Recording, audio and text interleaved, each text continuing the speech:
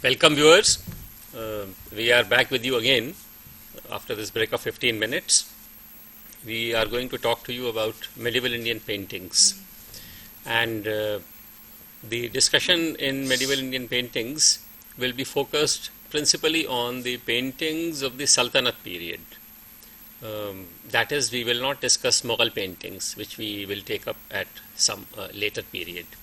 But before I give you all those details about medieval Indian paintings, I'll request Dr. Sangeeta Pandey to give you an overall structure of what we are going to talk to you. Thank you, Professor Ravin Srivastav. As viewers, you would not be aware that Professor Ravin Srivastav is an expert on painting and architecture, and he has done his research mainly on painting and architecture. So he would be discussing this topic, medieval Indian painting, in detail, and the main focus would be, could you please show the slide? The main focus would be on these particular topics which are mentioned here: literary evidence for murals, the Quranic calligraphy, manuscript illustration, Western Indian style, Chaur Panchashika style, and provincial development. Professor Ravin Srivastav would one by one take up the various aspects, and he would explain the various facets of painting as it developed in medieval India in the Sultanate period, not only under the Delhi Sultans but also in the regional kingdoms of the Delhi Sultanate. So, as we talk about the art of painting, we go back into history and we discover that painting has, from a very early time in Indian history, as also in other parts of the world, from a very early time, painting has been one of the foremost features of expression used by the mankind.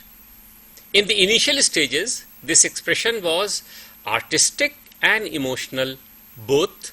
Subsequently, it became artistic principally, and later on, the element of emotion got submerged into an array of different colors and expressions and styles and formats and presentations and backgrounds, etc.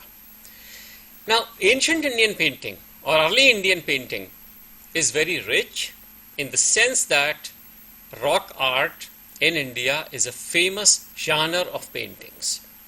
And we know it for sure that in the Bhimbetka caves, as also in the Mirzapur caves, we get a lot of information about the paintings done by the early historic people.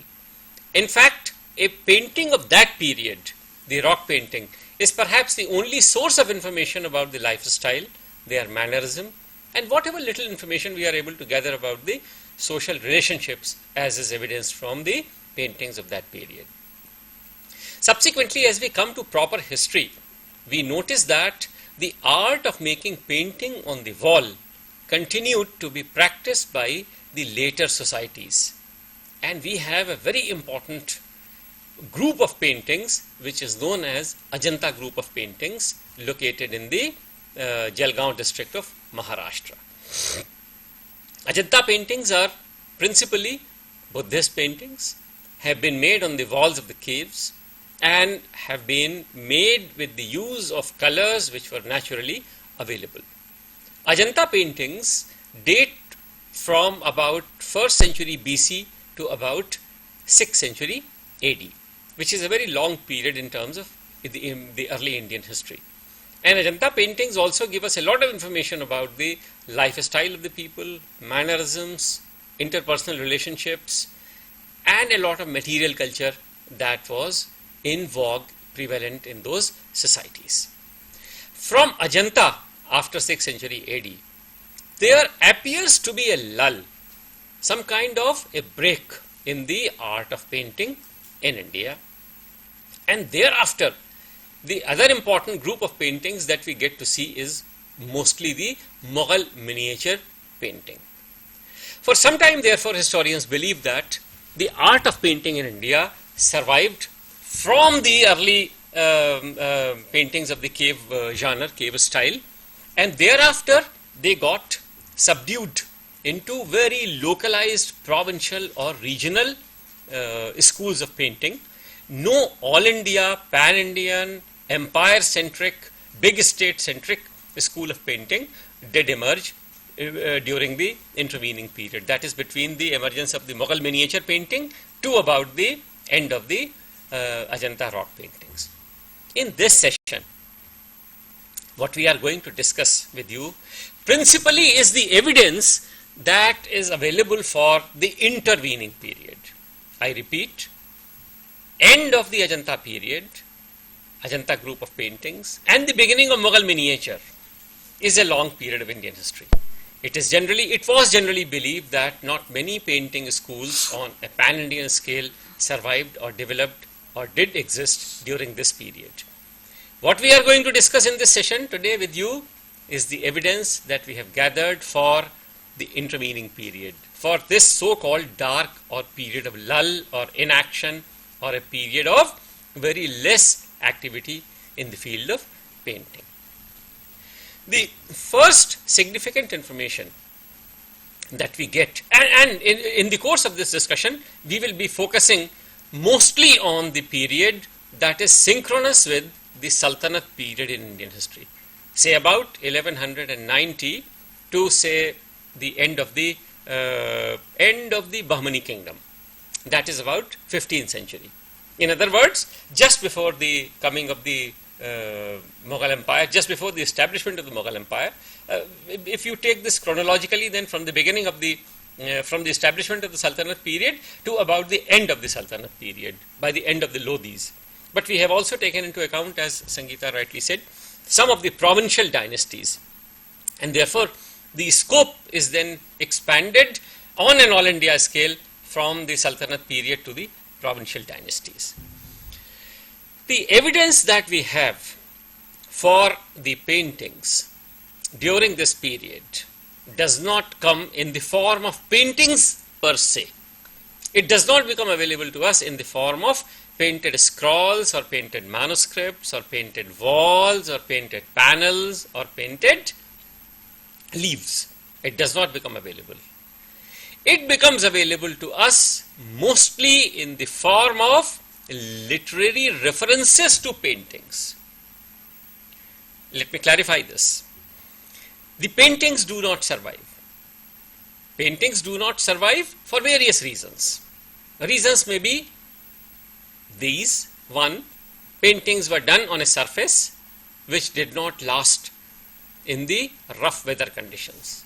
Paintings were done on a palette which did not succeed in surviving in the peculiar environmental conditions. Paintings were done on easily perishable surfaces. These would be multiple reasons for the non-survival of paintings during this period. But interestingly, evidence in the literature for paintings on all these surfaces abounds for the Sultanate period. And that is what I am going to present before you. This evidence was very carefully culled from sources and gathered in the form of an article written by an Oxford professor called Simon Digby, who collected all this information and who gave a presentation of all this information. And this article was published in the Bulletin of the American Association of Indian Art from Benares. The evidence is quite interesting. First significant evidence about the art of painting being practiced comes from a source called Tarikh Firoz Shahi. the source talks about a diktat passed by Sultan Firuz Tughlaq for prohibiting un-Islamic practices from the houses of the nobles of his estate. I repeat, the evidence given in Tarikh-e-Firuz Shahi is nobles of Sultan Firuz Tughlaq's empire estate, Sultanate, should not resort to un-Islamic practice of painting the facades of their houses. That is Very interesting. This is quite interesting. The facades of the houses do not survive. We do not have any house which belongs to Firuz Tughlaq's period. But what we have for sure is this reference in Tarikh-e-Firuz Shahi that nobles should stop resorting to the practice of getting their houses painted. In other words, there is a very clear indication that the nobles of the Sultanate, the nobles of the state, were resorting to the practice of getting their facades of their houses painted. Now, another information of this kind comes from a source called Tabqat-e-Nasiri. Actually, there are four important sources from which literary evidence becomes available, as is evident, as is to be seen on the screen of your TV sets, from Tabqat-e-Nasiri, from Tarikh-e-Firuz Shahi, from Nuh Sipar, and from Chandayan. I discussed the evidence from Tarikh-e-Firuz Shahi. Now I'll give you information about Tabqat-e-Nasiri. Tabqat-e-Nasiri is a source which gives us the history of the earliest period of the foundation of Sultanate. In fact, this history stops at 1260, the time Balban takes control of the state. This history was written by Minhaj al-Siraj, who was a courtier in the army of Muhammad Ghori. And when Muhammad Ghori left back for his Ghorian kingdom and died in the way, Minhaj al-Siraj stayed put with his commandant here, Qutbuddin Aibak. Minhaj al-Siraj, it seems, passed away sometimes in 1260-61, because this history abruptly ends in 1260. It gives us information about the lineage of most of the Turkish nobles from the Ghorian kingdom, from the state of Ghazni, from where they originated, and it then completes this narrative up to 1260. This is a single most important source for the early phase of Indian history, and Dr. Sangeeta Pandey will agree with me that when we were students, we were all the time referring to Tabqat-e-Nasiri and Minhaj al-Siraj for the early phase of Indian history. For the historiography, this is an important source. Tabqat-e-Nasiri says that it gives us the description of an important incident in the life of Iltutmish, the second Sultan of Delhi. Do we know that all of these sultans, early sultans of Delhi, were technically lieutenants of the Caliph of Baghdad? Islam was a pan-global empire, and the titular religious head of this pan-global empire was the Caliph of Baghdad. Therefore, all the state rulers in different parts of the world needed some kind of a sanction from the ruler, from this titular ruler called Caliph, to be able to legitimize their empire in the eyes of Islam.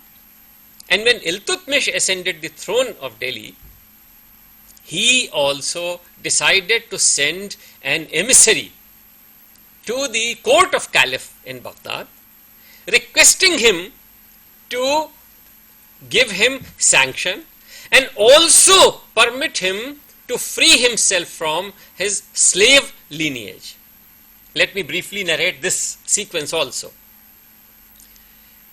We know that, and in the early textbooks, when we were students, the early reference to most of these Turkish sultans was in the name of slave dynasty, Ghulam Vansh, because most of them were slaves of their masters.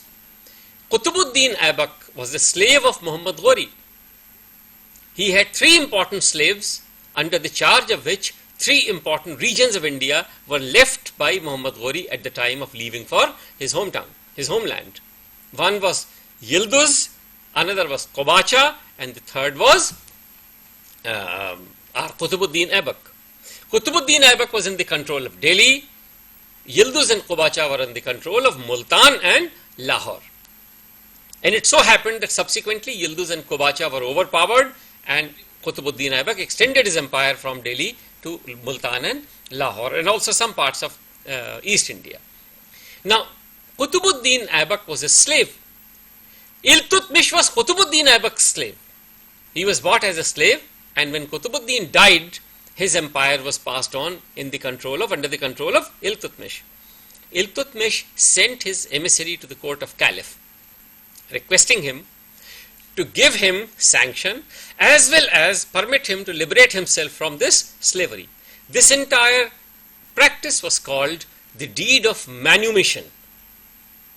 That is, remitting the duties and obligations of a slave on one of the rulers and according him the Islamic sanction of being a part of the empire of the Caliph. This request of Iltutmish was immediately granted by the Caliph, the then Caliph of Baghdad. And Caliph sent his messenger along with the deed of manumission, which was in the form of some kind of a sanad, some kind of a written text, which was to be officially and loudly read in the court of the ruler, that is Iltutmish. Now, Tabqat-e-Nasiri says that when this messenger came from Caliph, special tents and gates were erected for greeting him, for giving him a grand welcome in the city of Delhi. Those who are in the city of Delhi and those who are not in the city of Delhi at other state headquarters and other towns will appreciate that even today this practice is followed. A big leader of the state visits your town and you get to see all kinds of gates and these temporary structures being raised. So temporary structures and gates and welcome structures were created for the messenger of Caliph. Tabqat-e-Nasiri says that most of these gates and most of these structures were profusely painted to make them attractive to the messenger of the Caliph of Baghdad. Please remember, we are discussing literary evidence. Now those gates do not survive. It is quite unimaginable that one of those gates will survive in one of the museums of Delhi. It's unimaginable. But the evidence for those gates and their structure and the kind of presentation these gates made survives in our literary sources. Tabqat-e-Nasiri says that the gates are profusely painted, leading us to believe that painting as an art must have been practiced even as early a period as Iltutmish's reign. Otherwise, there was no reason to believe that this kind of a painting would have taken place during Iltutmish's time.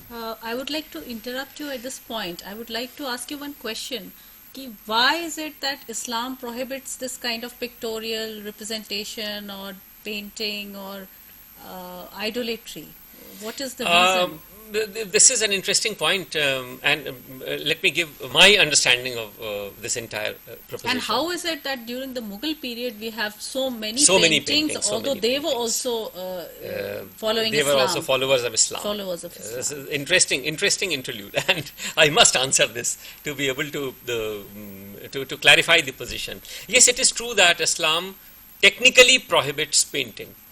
Islam technically prohibits painting for this reason. It is believed in Islam that the power of creation rests solely with the Lord God Almighty. That is Allah. Power of creation. There is no other source or strength or power or might or individual who has the power of creation. Creativity is the sole and exclusive prerogative of the Lord Almighty, Allah. Therefore, when you paint a picture, what you are doing you are trying to create. And because creation is the sole prerogative of Allah, So you therefore cannot- you are impinging on the powers of Allah. Humans cannot do that. Humans should not do that. Humans should not do that. And that is why in the art of painting, Then even you cannot build any monument. That is also creation. no, building a monument is not a creation. In the painting also, depicting human faces and human figures and human What about features, floral designs? floral designs were permitted. Were permitted. Floral designs were permitted because creation of flora and fauna was not considered to be that kind of an exclusive prerogative of Allah. But do you think it has something to do with that they opposed idolatry and any kind of human representation and human Surely you are perfectly right. You are absolutely right. That yes, worship of any kind of in any human form? worship of a form which is not idolatrous, which is not in the form of an idol, because Allah is formless, Is is shapeless. So they don't agree with any kind of form. I mean, human form and worshipping human forms. And that is why paintings are prohibited, particularly paintings of human figures and human features and human depictions. But then the other question, why is it that during the Mughal period we get to see So many a large number of paintings? Actually, painting was prohibited, was not technically prohibited. There is no specific sanction given against painting in any one of the scriptures.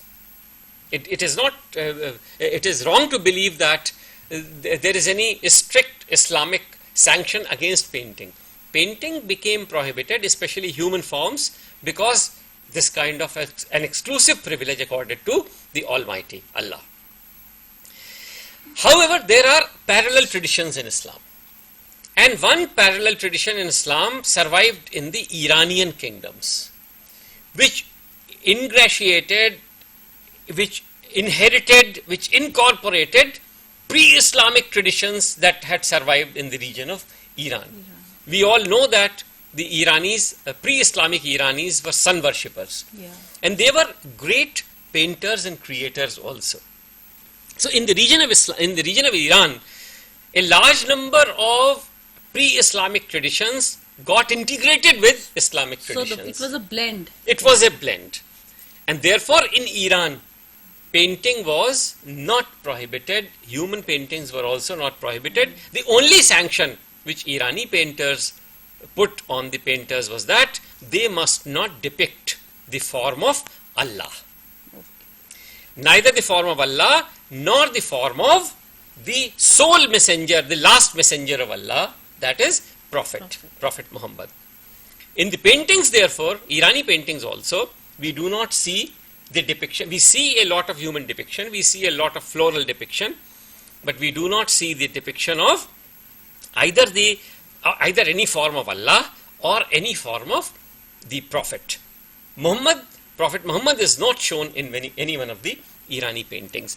In India, in the Mughal period, the painting tradition that survived did not come from the Sultanate period or did not come from Arabic region. It came from Irani region. And therefore it brought with it all the different arts of making and depicting human figures. So that is how in Mughal paintings we get to see a large amount of human depiction also, which strictly was inherited from the Irani region and was never abandoned by Mughals, because Mughals were quite liberal in their attitude. I would like to ask you one more question. The Mughal lineage has been traced to Mongol and Turkish origins. So do you think that these tribal Mongol Turkish traditions had anything to do with this painting?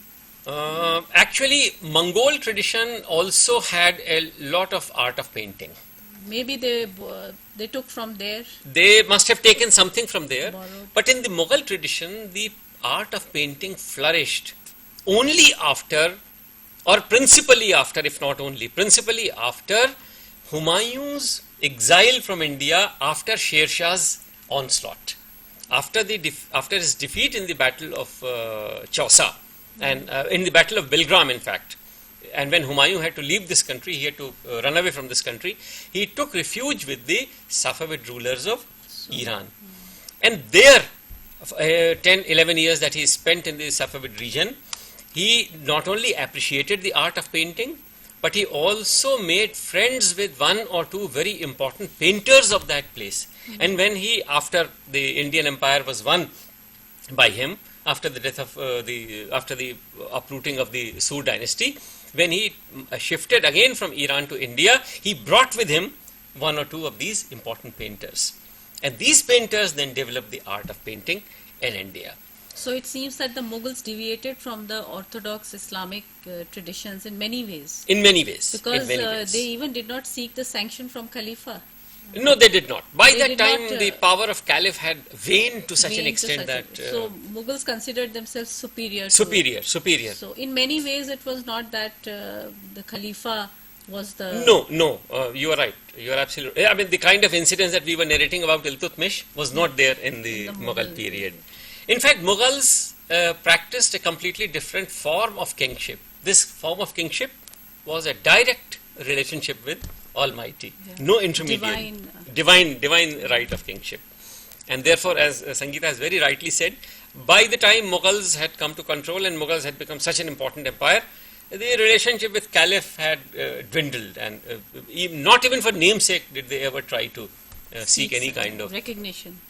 In addition, we should not forget the fact that Mughals were not slave rulers of the kind.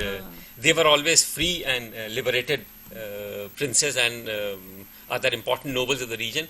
Therefore, they did not suffer from the kind of handicap with which people like Qutbuddin or Iltutmish would suffer. Now going back to the literary evidence. So this is the kind of evidence for Iltutmish's period. Then we have Amir Khusro's Nuh Sipahar. Nuh Sipahar is a description of the region of Alauddin Khalji. And he says that in Nuh Sipahar, the information is that when Qutbuddin Mubarak Khalji organized his dancing parties, he organized these dancing parties in a specially erected tent, a tent that was especially made for him. And the inner walls of the tent were all covered with painted scrolls. So the art of painting must have survived, otherwise there is no reason to believe that this kind of information would have survived in our sources. From here, we shift to one provincial source, which we call as Chandayan. If we go back to the transparency once again, the last of these important literary evidence, can we show the transparency once again? The one that is on the screen. The last one of this, Chandayan, is a provincial source. Now, some information on Chandayan is needed before I get into the nitty-gritties of what kind of a painting survives. Chandayan is a text written by Mullah Dawood, Maulana Dawood, in the 14th century. Maulana Dawood was a resident of a small village, not exactly a small village, but a taluka level town called Dalmau in the modern district of Rai Bareli. Dalmau is located on the banks of the river Ganga. And the importance of Dalmau is that it is here at Dalmau that river Ganga can be crossed easily. It's very shallow, and in the summertime the water is so low that people can cross river Ganga on foot. So it had become one of the fords, F-O-R-D, fords for crossing. You will, those who are familiar with the geography of Indian rivers will notice that at some points the river bed becomes a little raised, and therefore during summertime when water recedes, it is possible for people to cross those river beds on foot. Dalmau is an important ford on the river Ganga. Maulana Dawood was a native of Dalmau. Maulana Dawood wrote a love lore called Laurik Chanda, the variant form of which is known as Chandayan.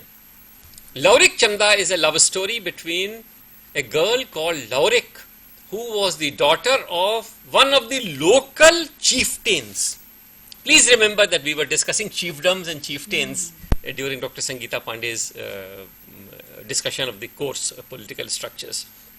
She was the daughter of a local chieftain. And Chanda was the daughter of the local chieftain, and Laurik was in the service of this local chieftain.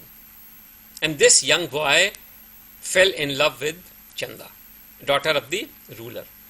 And then there were all kinds of intrigues, and the story then moves, and Laurik was sent on assignments which were away from the kingdom, from the capital, so that Chanda will not be able to see this person. And finally Chanda, with the help of her maid, succeeded in running away from house and joining Laurik in his camp, and the love story then ended. Now, this Laurik Chanda tale, Chandayan tale, contains ingredients which can be painted very easily, because these kind of episodes, they are meeting, and they're meeting in a garden, and then they are trying to suit each other, and then Laurik trying to present his prowess, physical prowess in the battlefield. These are subjects which can be very easily painted, very conveniently painted.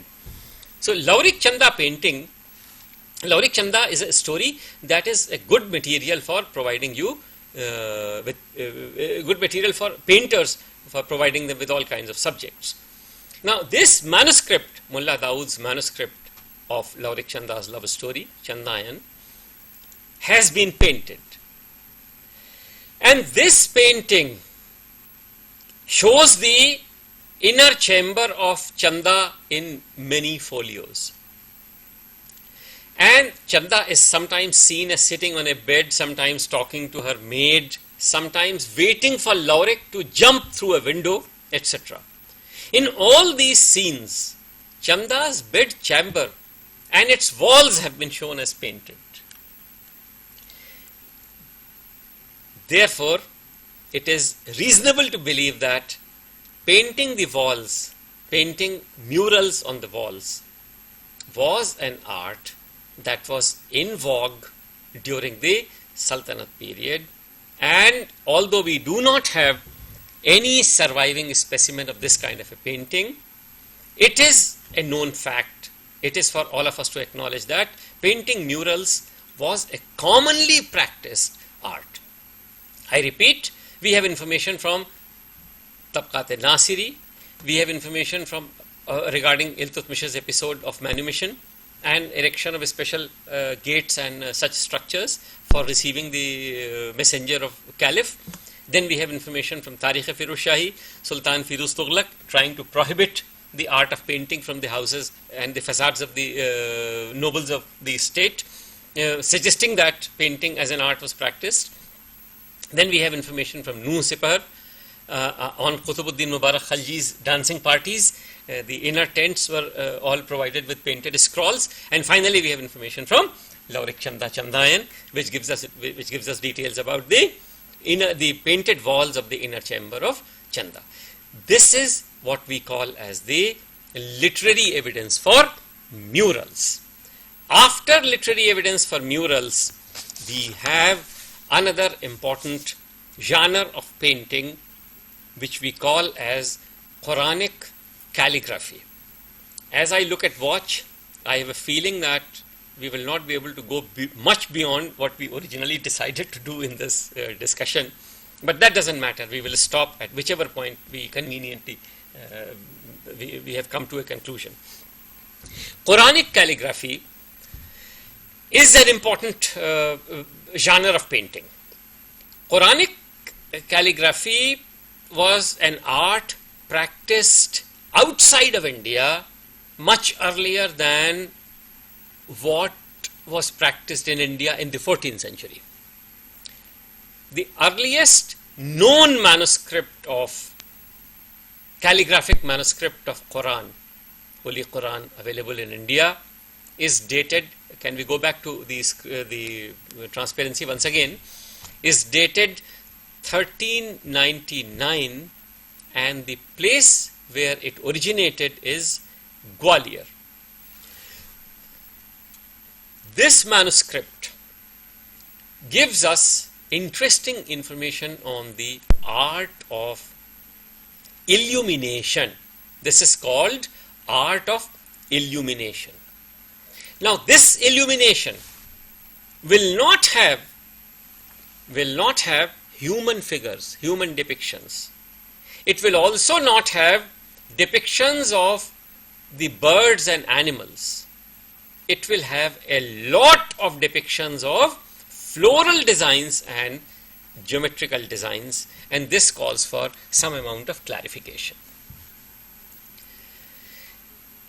Since depiction of human being was not a very favorite form of decorating the surfaces in Islamic designs and structures and buildings and paintings and books, and similarly depiction of animal figures and figures of birds were also strictly not within the realm of the permission in the Islamic philosophy. The Islamic builders and Islamic artists resorted to a form which was practiced by them and which rose under them to tremendous heights. This form was called geometric form. That is the reason in most of the Sultanate period and Mughal period buildings, we see a lot of presentation of multiple kinds of geometric designs. There are no human figures on the buildings. Unlike a temple, if you look at a mosque, you will not find many deities, you will not find many icons, you will not find many sculptures. But what you will find in place of sculptures, deities and icons is a very profuse surface illustration in the form of geometric designs. Geometric design was an art practiced by Islamic builders and perfected by Islamic builders beyond imagination. I am not going into the details of how this art was practiced, but will very quickly give you the basis of geometric design. Basis of geometric design was a circle, and this circle was cut into all kinds of sections and all kinds of geometric designs were available. If you cut this circle by 4 quadrangular lines, you get an oblong shape. If you cut this in the center through a diagonal line, you get 2 triangles. If you cut it in parallel lines, you get the small rectangles. If you cut it by equally lines of equal length, you get a square. You join 4 squares, you join 6 squares together by joining their multiple faces, you get a cube. So these are all different forms of geometric designs. These geometric designs were practiced in the Quranic calligraphy also. And this early manuscript of Quran, 1399 Gwalior manuscript of Quran, is very profusely illustrated with all kinds of wonderful geometric designs in the form of illuminations. Some other point of time, I will show you some of the slides relating to this kind of a manuscript. At this point of time, we do not have it in our possession, but I am trying to get a copy of this. Quranic calligraphy, therefore, became a profuse art, and in the subsequent Mughal paintings, Sangeeta will appreciate, Mughal paintings, manuscript paintings, have very heavy, broad, illustrated margins. The art of making profusely illustrated margin came in Mughal painting from Quranic calligraphy, the art of making and presenting Quranic calligraphs. The other important point, can we go back to slide once again, because this is another important point that I want to make. The other important point about this art of Quranic calligraphy was the use of kufi. This also requires a small amount of clarification. Kufi is a particular script used by, in fact, there are 2 kinds of Arabic scripts, 2 kinds of styles of writing Arabic scripts. One is called Nasakh and the other is called Kufi. Nasakh is a more lateral and flat kind of writing. Kufi is a more rounded and a more protruded kind of writing. Most of the Islamic manuscripts, particularly manuscripts of Quran, copies of Quran, were copied in the Kufi style. Those who have seen Qutub Minar will appreciate that the verses of Quran copied on the front panel of the screen of Quwwatul Islam Mosque are all in Kufi style. Now this manuscript of Quran was copied in Kufi, and the advantage of writing in Kufi was that Kufi gave you great facility in making it artistic, making writing artistic. Whereas Nasak did not give you this kind of a facility because of its more flat and lateral formation. What we notice is that in the art of book illustration practiced subsequently during the Mughal period, Kufi illustrations were used in the margins and Nasak illustrations were used in the text. From Quranic calligraphy, one last point that I want to make is about the manuscript illustration. Normally it is believed that the manuscript illustration is an art that was practiced only during the Mughal period, but here are two manuscripts. One is called Hamzanama and the other is called Chandayan. Both of these manuscripts survive in the Berlin Museum. Hamzanama manuscript is dated 1450. Chandayan manuscript is dated between 1450 and 70. We are not sure about its date. And both of these manuscripts are illustrated manuscripts. Very quickly tell you what is an illustrated manuscript, and then we will try to sum up the entire discussion. Illustrated manuscript is a manuscript where some subjects from the text are picked up, and on the basis of those subjects, the painter makes a painting.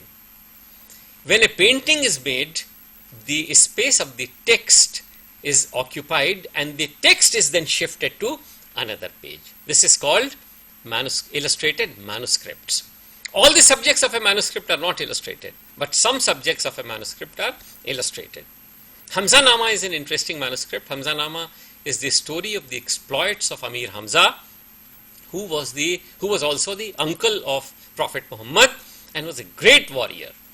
It is said that most of Prophet Muhammad's victories were due to Amir Hamza's military exploits. So Hamzanama therefore is an interesting subject which talks about the military wars and military intrigues and such other stories about Amir Hamza. Is a good subject for illustration. This Hamzanama manuscript is one of the rare pre-Mughal manuscripts dated 1450. We have already discussed what is Chandayan. Chandayan manuscript, another copy of Chandayan manuscript is in the Berlin Museum.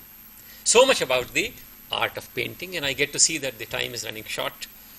Would Sangeeta like to say something about this entire thing? Professor Ravin Srivastava, it was a very interesting session, and I'm sure that all our viewers would have been enlightened regarding medieval painting after your discussion.